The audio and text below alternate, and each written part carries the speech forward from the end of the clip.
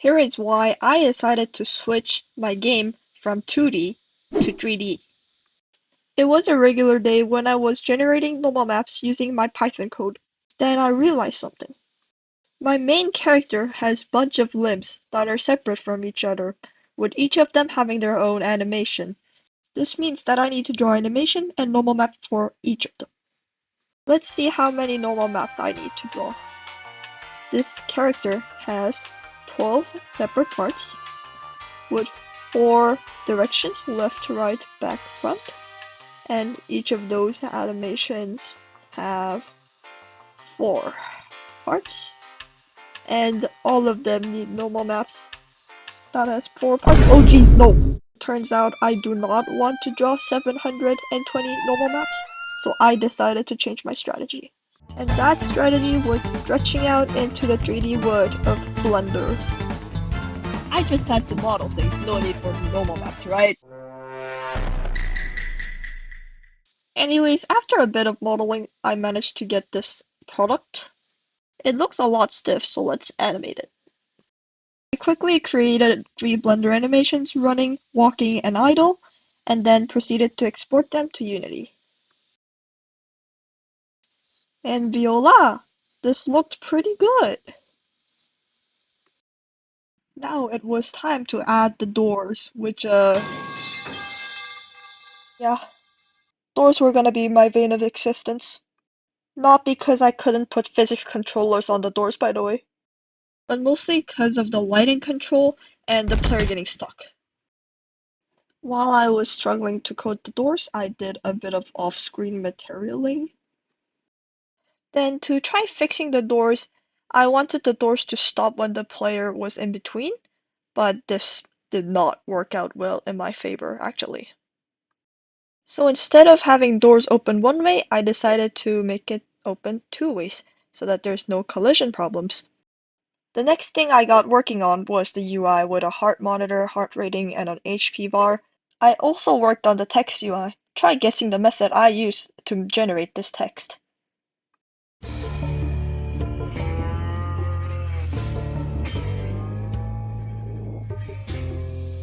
If you guessed C, you would be very correct.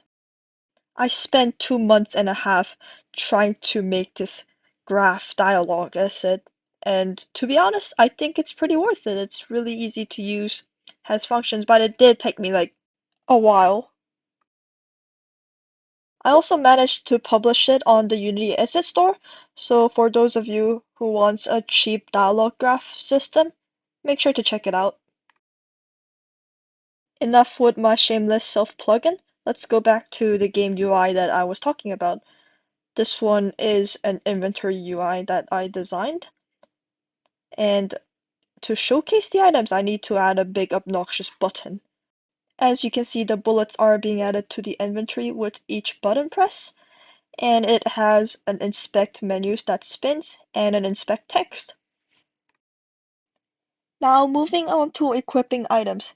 Here's the player model in Blender, and it has a bone in left and right hand to hold the item. And here are the player animation with the weapon, and you can see that it matches pretty well with idle, walking, and running as well. Now let's try equipping a saw on him.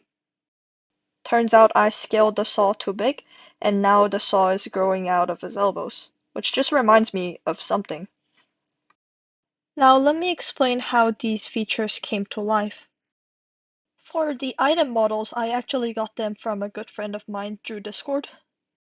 So all I had to do was import them into Blender, then change their transforms as I desired for the project. Now onto the difficult bit. How did I make this 2D and 3D UI? Well, if you look at the scene actually, you can see that there are actual 3D models and meshes that show up on the canvas. And then there is a separate canvas for text and button UIs. Firstly, there is a 2D UI component that has screen space overlay. That's where the text and the buttons go. Secondly, there is a 3D UI component which has screen space camera.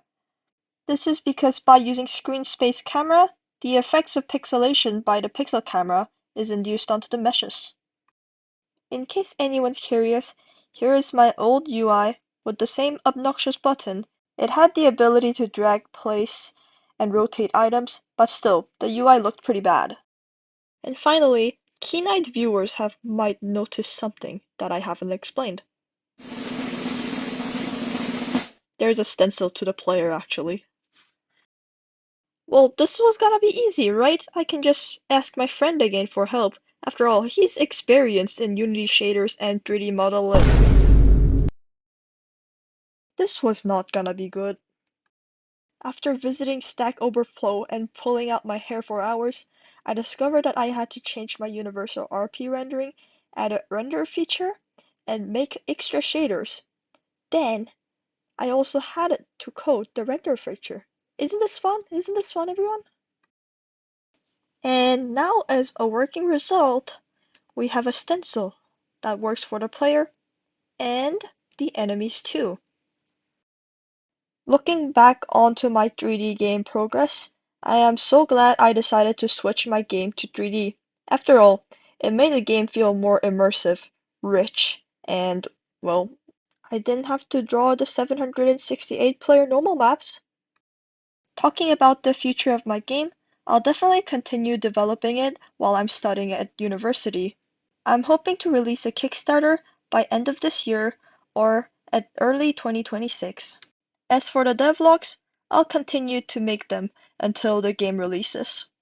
As this is my first devlog, I welcome all criticism regarding the game and the devlog. Please feel free to leave them in the comments. Thank you for watching till the end. If you want to see more of my devlogs, remember to subscribe as I promise I'll be consistent with these uploads next time. See you later, everyone.